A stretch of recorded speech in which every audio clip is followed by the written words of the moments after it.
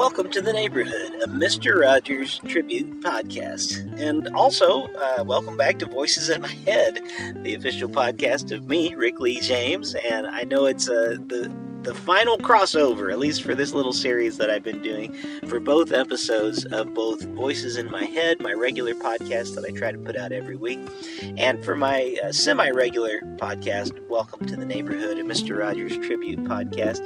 And the reason I wanted to do it on both of these podcasts together is they are short little episodes, but they're about things that are close to my heart as a person who works with people's emotional health in a hospital as a chaplain, but also because I think it very much applies to the work that Fred Rogers did in his life and on his television show.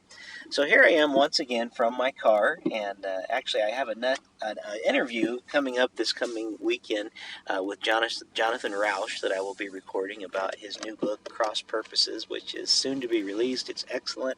But for today, it's just going to be another short episode.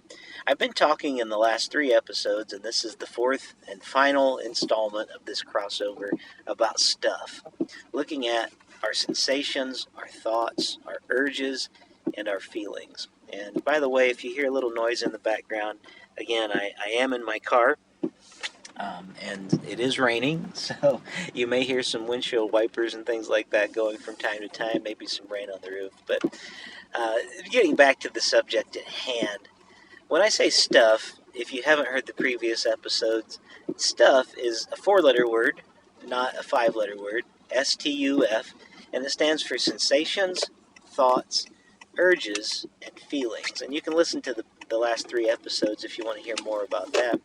But the final one is feelings, and it's probably the one that I enjoy talking about the most because it might be the one I have the hardest time with, actually. When I ask a person, or when I used to be asked how I am feeling, or if I ask someone else how they are feeling, I will often get answers like, good, fine, okay. But those are not actually feelings. Those are short little descriptive words that usually are trying to move the subject along. But I have this thing that I really like to use. I actually have a wooden one on my desk called the Wheel of Emotion, or the Wheel of Feelings. And on this wheel, right in the middle, it has all of our major emotions. There's happiness, sadness, anger, disgust, different things, fear, like that. Those are kind of our major emotions, sadness. And then branching out on this wheel from these different emotions that we feel, there's different things that we also feel based on the emotions. You can feel multiple things at once. You can feel contradicting feelings at the same time, contradicting emotions that we're having. I'll give you a for instance. If you're feeling insecure, I often feel insecure. I often feel like I'm inadequate for the task. Those are fear-based emotions. So if you were to look at a wheel of emotion, you would see the word fear. You could branch it out. You can actually find where it eventually goes to those words like inadequacy, and they are based out of fear, which are not great emotions, but it's things that we do feel. The reason I think it's important for us to actually locate our fears and what we're going through is something Fred Rogers said, actually sums it up. Anything that's human is mentionable, and anything that's mentionable is manageable. When I see people in the hospital day after day, and I ask them how they're feeling, a lot of times they do immediately go to their head. They give me their thoughts. They give me what's going on right now. And they'll tell me about situations happening in their lives. But it takes a while before I can actually hone in on what they're actually feeling. We find that there are different anxieties, there are different sadnesses, there are sometimes things that they don't even know they're experiencing, and I will often use something like the Wheel of Emotion as a tool. And oftentimes it doesn't necessarily fix anything for a person when they are able to locate the feelings they're experiencing. But what it does do is it helps them to make sense, and sometimes even meaning out of what it is that they're experiencing. They may discover why it is they're feeling this way. Well, no wonder you're feeling fear and anxiety. You're facing something really big underneath all of that.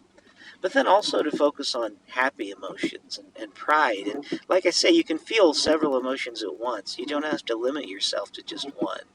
But sometimes even acknowledging the good emotions, the good feelings, are ways to help us cope throughout the day. I very much think that this was something that Fred Rogers was keyed into. not only on his show, Mr. Rogers' Neighborhood, which he would try to communicate ways to help children get in contact with their feelings, but he also wrote a lot about this. If you ever read any of his books, both for children and for adults, they often focus in on these feelings that we're having. Every feeling that we have, it's human, it's mentionable, and it's manageable. And that is a very Fred Rogers thing. I wanted to just deal with this in this last part today, one of my favorite parts, because it's something I have to deal with a lot in my own life, in the lives of people that I encounter day after day.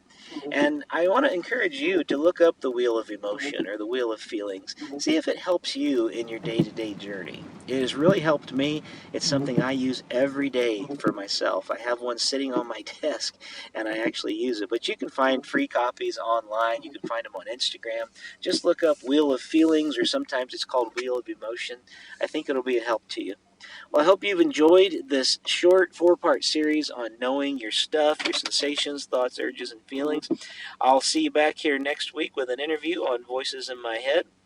But until next time, remember, you make each day a special day just by being you. There's no one else in this whole world exactly like you, and people can like you exactly as you are.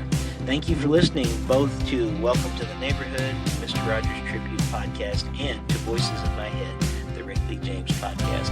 I'll see you back here next time. God bless.